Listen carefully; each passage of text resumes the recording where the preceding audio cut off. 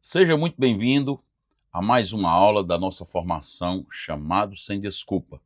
Nessa segunda aula, nós vamos estar tratando sobre o porquê você está travado ministerialmente, o seu chamado, porque você ainda não desenvolveu como deveria desenvolver o propósito de Deus na sua vida. Então, já prepara aquele cafezinho, papel e caneta na mão, para que você possa anotar tudo, coloca as dúvidas em um lugar, porque na mentoria, na nossa aula online, nosso encontro semanal, nós vamos estar tirando todas essas dúvidas dentro das Escrituras Sagradas e também dentro da experiência que nós temos há mais de 20 anos ministrando a palavra e dedicando-se ao conhecimento bíblico.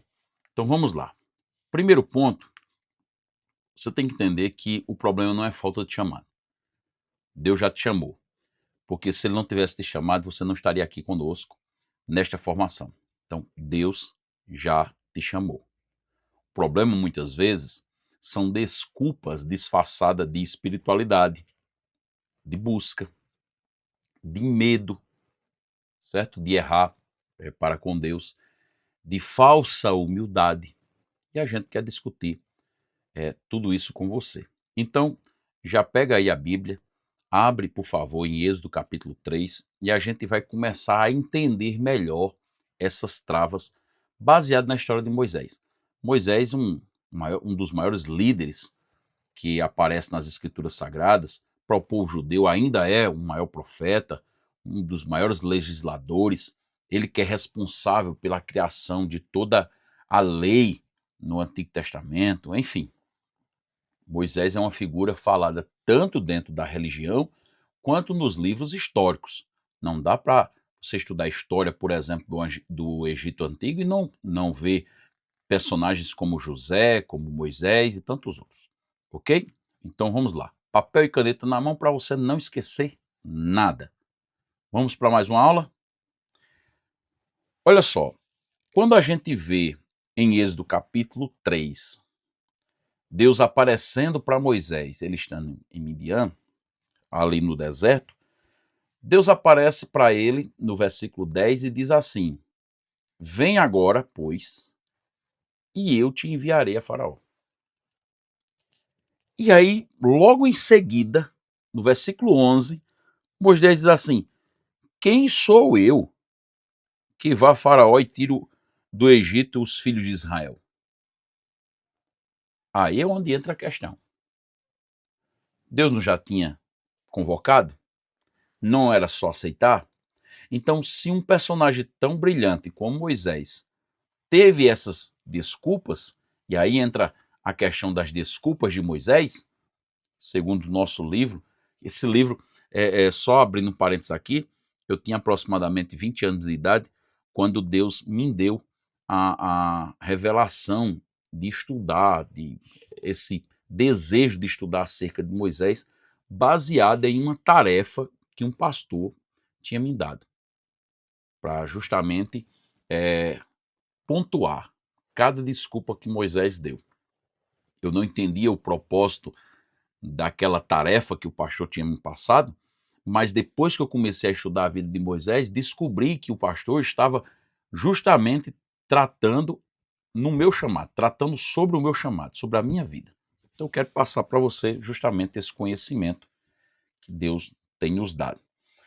Quando você vê Moisés começando a dar suas desculpas perante Deus, você vai ver uma coisa bem interessante.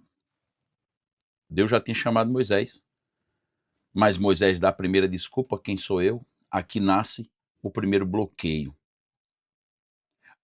O maior inimigo, até coloquei aqui só para não esquecer, o maior inimigo do seu chamado, do meu chamado, não é o diabo, são as justificativas que eu aceito.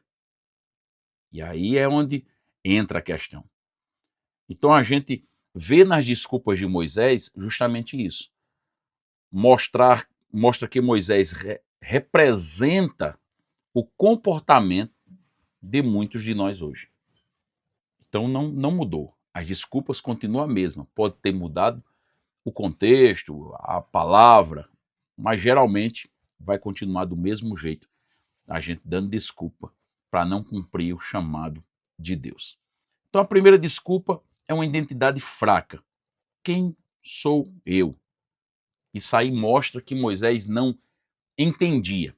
Lembre-se, Moisés é aquele menino que nasceu em um contexto de perseguição, onde os meninos até 2 anos de idade estavam sendo mortos, né, pelo faraó. O faraó tinha determinado isso. Moisés é escondido, agora colocado no rio para poder ser levado pelas águas. E quem encontra Moisés? A filha do faraó. E quando a filha do faraó encontra Moisés, olha para ele e diz: tem cara de Moisés. Por isso o nome Moisés, tirado das águas. O que a gente não vê nas escrituras, mas existe relatos em livros históricos, como, por exemplo, a história dos Hebreus, escrita por Flávio Josefo, e outros historiadores, que vai dizer o seguinte, que existia uma profecia, e foi por causa dessa profecia que o faraó mandou matar aquelas crianças. Porque na profecia dizia que ia nascer um do meio das águas que iria libertar o povo de Israel. Então aí o faraó daquela época foi lá e mandou matar aqueles meninos. Então Moisés ele nasce nesse contexto onde não tinha uma identidade definida. Quem era a mãe, quem era o pai de fato? Criado pela filha de Faraó, obviamente, Miriam consegue, né?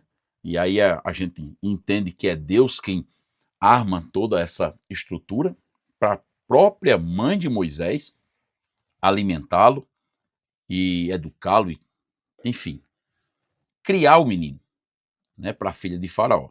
Mas ele poderia ser filho de sangue dos pais, mas ele era filho também adotivo da filha de Faraó. E ele cresce nesse contexto. Então, quem eu sou de fato? O que é que eu vim fazer? Como muitos de nós temos dúvidas e mais dúvidas concernente ao chamado, concernente quem somos. A identidade é importante. A questão aqui é que Deus trata a identidade fraca não com mensagens positivistas, dizendo você é bom, você é demais, você é o cara, você é excelente. Não, não, não, não. Não é isso. Deus não é um coach que vem aqui com uma mensagem positivista para animar Moisés. Deus vem revelar onde estava a identidade de Moisés. No versículo 12, Deus diz assim: eu serei contigo. Então, Deus nunca responde à minha e à sua identidade baseada em nós mesmos. Ele sempre vai responder baseado na presença dele. Então, enquanto Moisés estava olhando para ele, dizendo, eu sou incapaz, quem sou eu para fazer uma tarefa tão majestosa como essa? Deus disse, sim, mas você é o canal, eu serei contigo. A sua identidade vai estar atrelada a mim, não a você mesmo. E aqui é onde entra a mudança, a virada de chave, vamos dizer assim, né? Moisés começa a entender que não era ele que iria fazer, ele só seria o porta-voz. Quem entende o chamado, entende que o chamado não vem dele próprio, vem de quem o chamou. E quem o chamou se responsabiliza. Entenda isso. Segundo, Moisés agora vem com um medo da opinião alheia. Porque a segunda desculpa está lá no capítulo 4 de Êxodo, no versículo 1, quando ele diz assim, não vão acreditar em mim. Eles não vão crer. Medo da opinião alheia. O que é que vão falar? O que é que vão pensar? Veja se muitas vezes isso não passa na sua cabeça. O que é que vão dizer? Como é que vão aceitar isso? Então a raiz aqui é a necessidade de validação. Tem gente que não está fazendo ainda para Deus o que deveria fazer porque está esperando ser primeiro validado para depois começar a fazer. É aquela história da pessoa que diz assim, quando eu for pastor, eu vou fazer. Quando eu for consagrado a alguma coisa, eu vou fazer. Quando eu tiver no cargo, eu vou fazer. Não. Deus ele não quer isso. Deus ele não quer te dar um título. Ele quer que você vá. Você faz, depois você é reconhecido. É diferente. Então, Moisés agora vê aquela questão, como é que vão ser aceitos? Lembre-se que Moisés fugiu do Egito porque tinha matado um egípcio por causa de uma briga que estava acontecendo, e Moisés foi salvar um hebreu e terminou matando um egípcio. No outro dia, ele viu dois hebreus brigando, e quando foi interrogá-los ali, disse: quem te colocou como cabeça da gente? Quem te colocou como nosso chefe? Então, a partir daí, ele percebeu que estava só. Então, ele foge. Então, como é que eles vão crer em mim? E aí, Deus responde, dando a ele um cajado. Diz: o que é que tu tem na mão? Tu não tem um cajado? Então, eu vou te dar sinais. Então, Deus, ele envia o seu servo, e aí, bom que você entenda isso. Porque quando ele envia, ele respalda. Deus, ele não está dizendo a Moisés: Moisés, você só vai falar. Não. Através de você, eu vou mostrar a minha pessoa. Através de você, Moisés, eles vão reconhecer quem te enviou, de quem é a mensagem, através dos sinais. Moisés é o primeiro caso registrado na Bíblia de sinais para comprovação da palavra, de sinais para validar aquilo que Moisés estava falando. Então aqui fala de evidências. Deus, quando Deus te envia, ele também respalda. Na terceira desculpa de Moisés, já revela a insegurança dele. Já no capítulo 4, versículo 10, você vai ver Moisés dizendo algo que é interessante. Moisés disse assim: eu não sou eloquente. Eu não sou eloquente. Olha só. Aí você vai ver Estevão falando sobre Moisés, dizendo que Moisés era um homem poderoso em palavras. E aí você fica: Moisés era eloquente ou não era eloquente? Tem alguns estudiosos bíblicos que diz que Moisés era gago. Só que quando eu fiz minhas pesquisas, mediante as histórias antigas, como Flávio José e tanto outros, tem até um livro aqui que é mais antigo do que nós tudo em junto. Olha só. Rapaz, para você ver que é antigo, tá? Então, através de livros assim, eu descobri que Moisés não era gago. Moisés era uma pessoa eloquente, dotada de todo o conhecimento do Egito. Moisés tinha, pelo menos, sabia falar, pelo menos a 2 ou 3 idiomas daquela época, escrever, enfim, entendia de astrologia, entendia de ciências, entendia enfim, de tudo. Era um mestre na batalha. Então, como é que ele era gago? Não. O que ele está falando ali é que ele não sabia mais falar como os egípcios falavam, com aqueles vernáculos daquela língua. É disso que ele está falando. Mas na aula ao vivo eu vou explicar melhor sobre isso. Mas a questão aqui é que Moisés está tentando mostrar para Deus que essa falha que ele tinha o incapacitava de fazer a missão, de cumprir a missão de Deus. E olha o que é que Deus responde para Moisés no versículo 11 e 12. Deus tem um senso de humor e diz: quem fez a boca do homem? Diz: quem foi que fez a boca? E aí você fica pensando: ai, Deus, como é que é isso? Aí ele vai e diz para Moisés: eu serei com a tua boca. Eu serei com a tua boca. Olha só. Há relatos de pregadores que sempre foram gagos, mas quando subia no altar, Deus destravava a língua deles e eles falavam perfeitamente, para mostrar o sinal de Deus, que Deus era na vida deles, que Deus tinha chamado para algo. Quantas pessoas são incapazes em muitas áreas e muitas vezes nós colocamos essas desculpas para não fazermos a obra de Deus? Eu digo por mim mesmo, eu tenho uma dificuldade gigantesca de aprendizado, déficit de atenção gritante na minha vida, que para fazer essa aula aqui já parei várias vezes, já tive que regravar vários vídeos, porque sempre é uma coisa, outra chama a atenção e aí para, enfim. Então, Eu poderia dar a mesma desculpa, mas eu sou distraído. E aí? Mas não, quando nós temos um chamado, Deus coloca as palavras certas na nossa boca, Deus será com a nossa boca. A Bíblia diz: se você não sabe o que fala, abre a boca que eu vou te encher. Então, são coisas que a gente pensa que está justificando para não fazer, e Deus está dizendo: quando Deus chama, Deus não chama, não tem aquela frase, né? Deus não chama os capacitados, mas capacita os chamados. É uma frase linda, de efeito.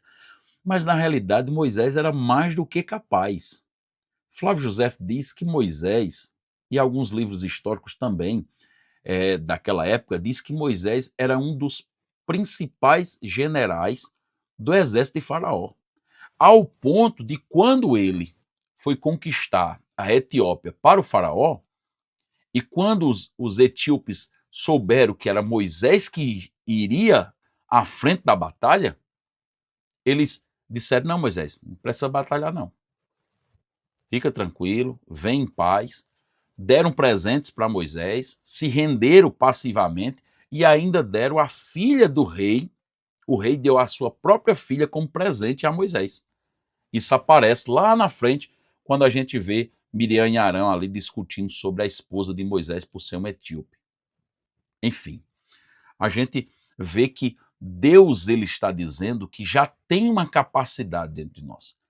Os nossos cursos, as nossas formações, o que a gente já passou na vida, isso tudo é capacitação de Deus, certo? Então, quando a gente vê a frase Deus não chama os capacitados, mas capacita os chamados, nós temos que entender que Deus ele vai capacitar, vai agora reajustar, vai ajustar você para o chamado dele, mas a capacidade você tem, certo? A Bíblia diz lá na parábola dos talentos que ele dá o talento segundo a capacidade de cada um.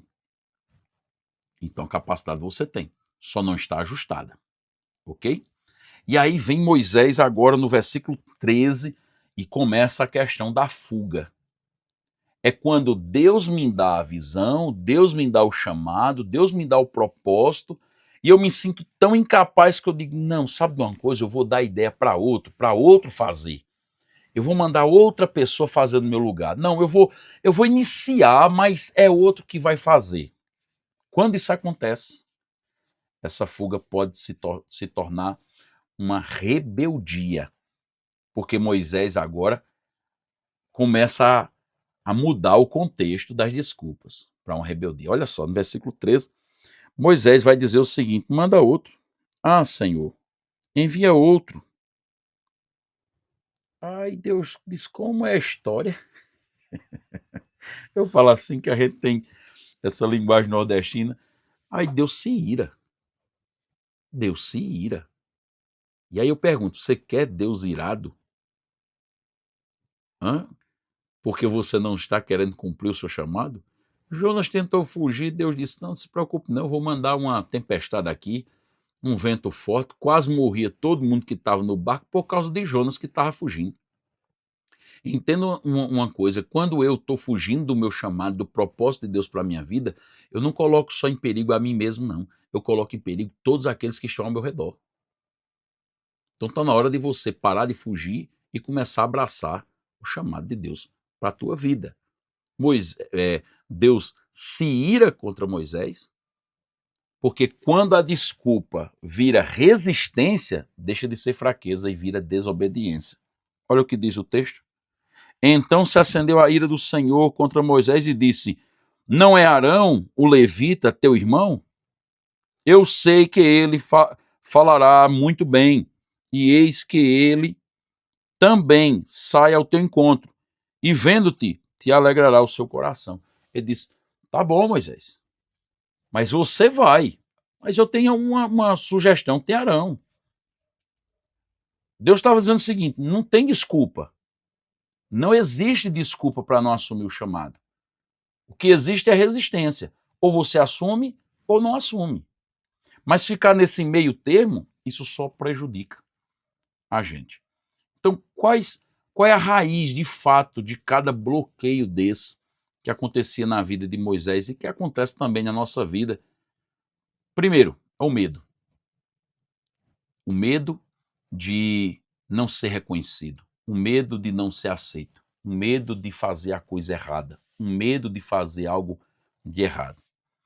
Mas lembre-se que lá em 2 Timóteo, capítulo 1, versículo 7, Paulo falou a Timóteo: Timóteo, Deus não te deu espírito de medo, mas te deu espírito de fortaleza.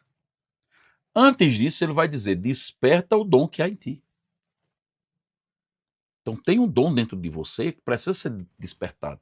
Mas o medo está te travando. Porque o medo é bom até certo ponto. Mas quando o medo começa a te impedir de avançar, se transforma numa trava. Ok? Lembre-se, coragem não é ausência de medo. Coragem é resistência ao medo. Então, quem busca o chamado de Deus de fato, ele tem que começar a resistir ao medo. A dizer, não, Deus, ele quer algo maior na minha vida. Ok? Lá em Provérbios, capítulo 29, versículo 25, diz assim: o temor do homem armará laços. Muitas vezes é você temendo. E isso está mais te prejudicando do que te ajudando. Certo? Então, presta atenção nisso. Cuidado com o medo. Segunda raiz do bloqueio, vamos dizer assim, as raízes profundas do bloqueio, é a seguinte: é a insegurança. Juízes capítulo 6, versículo 15, quando Deus vai chamar Gideão, Gideão diz assim: minha família é a menor e a mais pobre. Deus chama alguém que se sente incapaz. Mais uma vez, um incapaz tentando dar desculpa. Como assim? Eu, se a minha família é a mais pobre, é a menor. Aí Deus, ele chega e responde para Gideão no versículo 12. Antes da desculpa, Deus já dá a resposta. O Senhor é contigo, homem valente. Observe, Deus te chamou pelo que ele vê, não pelo que você sente. Por mais que Gideão sentia que a família dele era menor, mas era o único que se levantou para fazer algo que ninguém estava fazendo. Estava malhando trigo no lagar, justamente para poder ter comida para dentro da sua casa, onde os midianitas tinham aprisionado o povo de tal maneira que pegava toda a sua comida, a sua colheita para eles. Então, Gideão se posicionou. E mesmo assim, Deus, ele não estava enxergando o que Deus enxergava nele. Deus enxergava nele um homem valente. Então, eu estou falando aqui para homens e mulheres valentes, mas que ainda não está se enxergando. Sou de uma cidade pequena, não, eu sou pobre, eu sou de uma família pequena, não dá, para mim não dá, não tem jeito e tal. E Deus está dizendo, eu sou contigo. Entendeu agora? Então, a questão toda é se Deus é com você. Ok? Então, vamos lá. Uma outra coisa, a comparação. Uma outra raiz profunda dessa trava. Comparação. É quando você começa a comparar o que você tem com o que o outro tem. Moisés fez isso quando ele disse, eu não sou eloquente. Porque na cabeça de Moisés, para estar diante do faraó, teria que ter uma eloquência para falar. Existiam sábios naquele reino, né? No Egito existiam vários sábios, então ele disse, como é que eu vou falar? Eu não sou capaz para eles entenderem isso. Como é que eu vou comandar uma multidão se eu não sei falar direito? Né? Então é comparação, e essa comparação pode nos destruir. 2 Coríntios capítulo 10, versículo 12, Paulo falando sobre isso, diz, aquele que compara-se consigo mesmo não é sábio. É a comparação de dizer eu não consigo, eu não posso, fulano é melhor, fulano tem, eu não tenho, fulano é, eu não sou. Essa comparação destrói, trava o teu chamado. E aí tem outra coisa interessante. A gente vê um discípulo de Jesus se comparando. Quando Jesus está chamando a atenção de Pedro para apacentar suas ovelhas. E aí Jesus dá uma determinação do que ia acontecer com Pedro. Pedro olha para o discípulo amado, que é João, lá em João capítulo 21, versículo 21 e 22. E diz assim, e a este? O que será deste? Quer dizer, peraí, só a responsabilidade está comigo e com este aí. Aí o Senhor diz, olha, e se eu quiser que ele viva até que eu volte? Então, a questão aqui não é sua. Olha o que é que Deus vai falar, o que é que Jesus vai falar para Pedro. Segue-me tu, segue-me tu. Enquanto ele se comparava com o outro, estava deixando de seguir o propósito de Deus. Enquanto estava se comparando com o outro, estava esquecendo do que Deus estava falando com ele. Então Jesus está dizendo, está na hora de você me seguir. Esqueça o que o outro faz. Faça você, da maneira como eu te mostrei, usando os talentos que você tem, usando aquilo que você tem. E aí tem uma frase de um filósofo que ele sempre repete essa frase, agora me esqueci o nome dele. Esqueci. Que ele diz assim, faça o seu melhor nas condições que você tem, enquanto você não tem condições melhores para fazer melhor ainda. Certo? Cortella. O filósofo Cortella, ele fala sobre essa questão. Dê o seu melhor nas condições que você tem, enquanto você não tem condições melhores para fazer melhor ainda. Então, é isso que você tem que prestar atenção. É você que tem que fazer. Responsabilidade sua. Pare de se comparar e comece a viver esse chamado. Ok? Então, olhando para isso tudo, como é que a gente pode descobrir essas travas? Aqui a gente vai se aprofundar um pouco. A neurociência, ela vamos dizer assim, a base da neurociência é a Bíblia. Eu não consigo ver isso. Fiz pós-graduação em neurociência e descobri que aquilo que eu aprendi no curso de neurociência, a Bíblia já falava sobre isso. Então não tem nada novo. Eu só estou usando a questão da neurociência para você ver que há uma ciência que estuda o cérebro e o comportamento humano hoje, mas que a Bíblia sempre falou sobre isso. Então vamos lá. Primeiro, Moisés se mostra uma pessoa com a mente condicionada. Condicionada a quê? A mente cria padrões com base em. Segundo a neurociência, a mente cria padrões com base em experiências, traumas, repetição. Isso aí. Lá em Provérbios capítulo 23, versículo 7, diz assim, como imagina em seu coração, assim ele é. Então, assim como um homem coloca em sua mente, assim será. Outra coisa que Moisés também tinha era uma identidade distorcida. Assim como Moisés, nós também vivenciamos isso, quando distorcemos a identidade. Nós não sabemos quem nós somos em Deus. Mas aí vem Paulo escrevendo aos Romanos, no capítulo 8, versículo 15, dizendo o seguinte, não recebeste o espírito de escravidão. Então a gente sabe que o chamado de Deus não escraviza. O chamado de Deus nos liberta, nos anima a fazer mais para a obra de Deus. Já para os irmãos que estavam em Coríntios, Paulo, na sua segunda carta, ele vai escrever o seguinte, no capítulo 5, versículo 17. Se alguém está em Cristo, nova criatura é. Então, se eu sou nova criatura, por que eu estou repetindo padrões passados? Então, essa é a questão. Mas a pessoa continua vivendo como se fosse uma velha criatura, com desculpas, cheios de traumas, né, medos.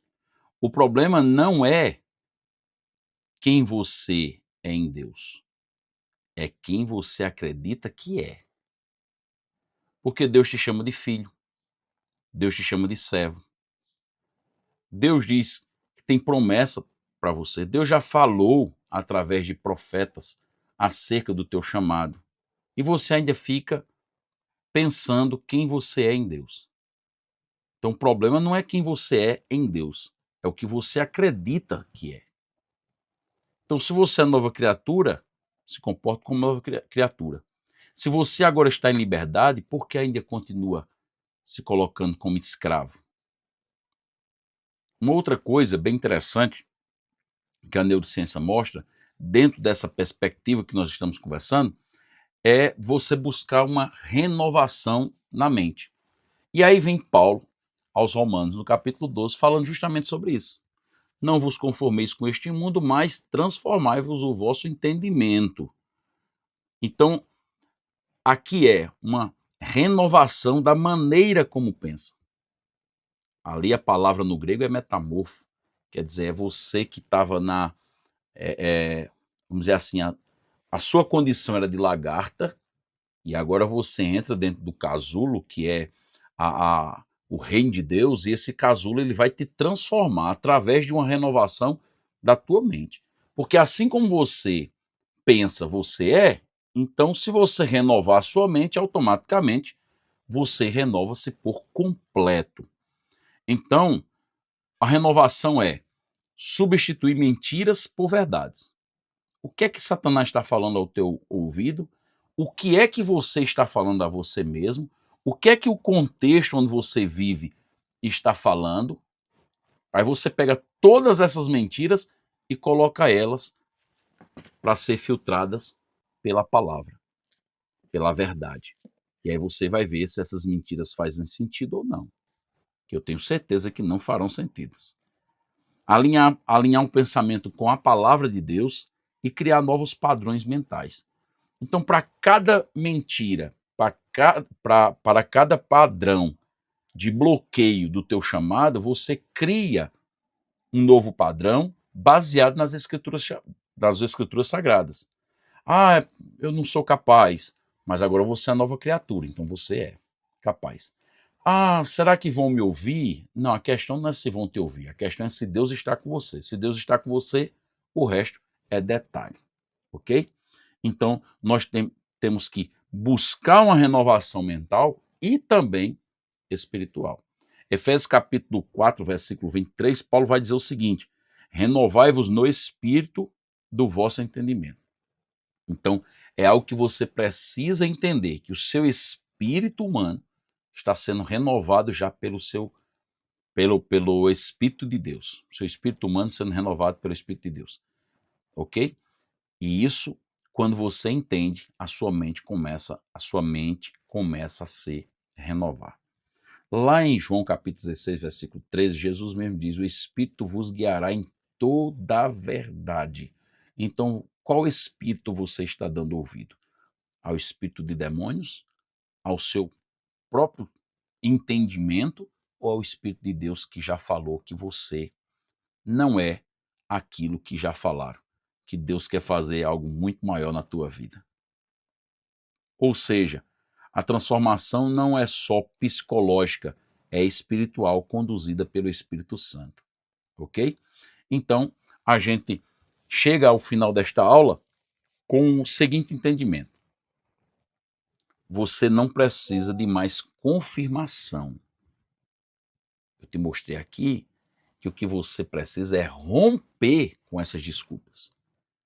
É deixar de duvidar daquilo que Deus já te deu, do chamado que Deus já fez, e começar a viver de fato. Eu sempre digo que tem muita gente que já tem promessa demais. E aí diz: eu não entendo porque Deus está em silêncio. Porque ele já falou demais com você. Ele está esperando que você cumpra. Cumpra o chamado para depois ele falar mais. Se a gente observar na vida de Abraão, Abraão foi chamado por Deus, e no percurso da vida dele, Abraão, a última vez que Deus fala com Abraão, ele estava com 100 anos.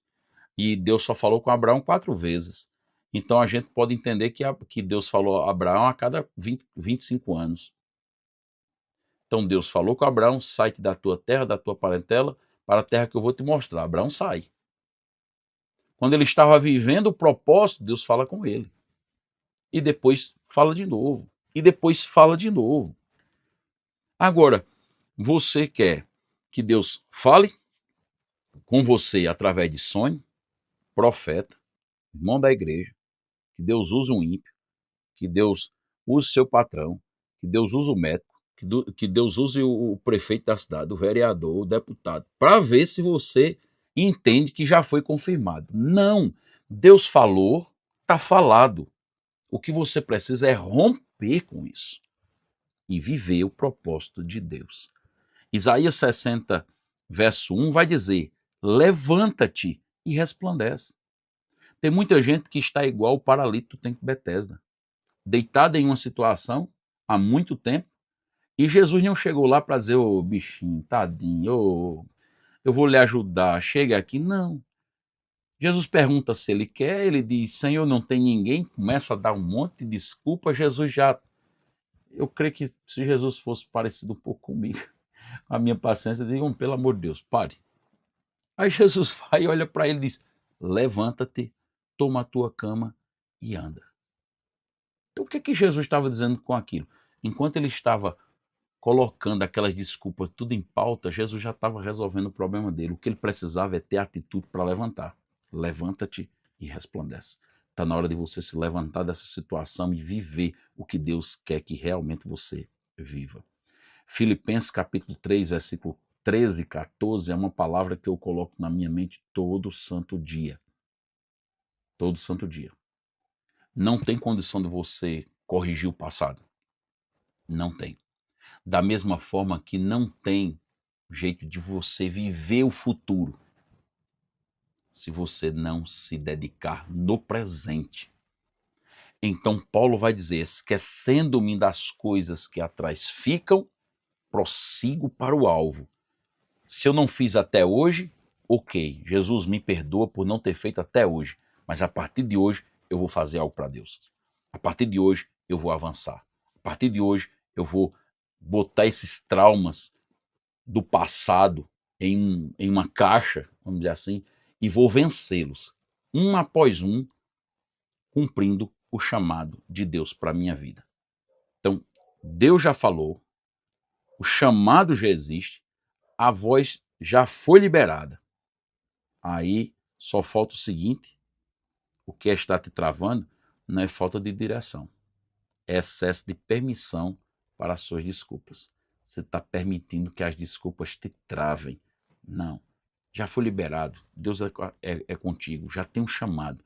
Então está na hora de você vivenciá-lo. Declare comigo aqui, antes de encerrar essa aula: eu não sou o que sinto. Eu sou o que Deus diz que eu sou. Eu não sou o que sinto. Eu sou o que Deus diz que eu sou. Porque se a gente viver só de sentimentos, a gente é paralisado na primeira dificuldade. Mas quando eu sou o que Deus diz que eu sei que todas as dificuldades são trampolim, são uma escada que vai me levar mais próximo ao propósito. Segundo, declare no teu coração: eu não vou mais negociar com as minhas desculpas. Não. Deus já deu a ordem. Comece a cumprir hoje. Ok? Então até a próxima aula. Que Deus continue abençoando a tua vida e tenho certeza que até o final de todo esse processo, essa jornada, essa formação do chamado sem desculpas, você estará vivenciando coisas extraordinárias e o nome de Deus sendo glorificado na sua vida. Até a próxima aula, se assim Deus permitir.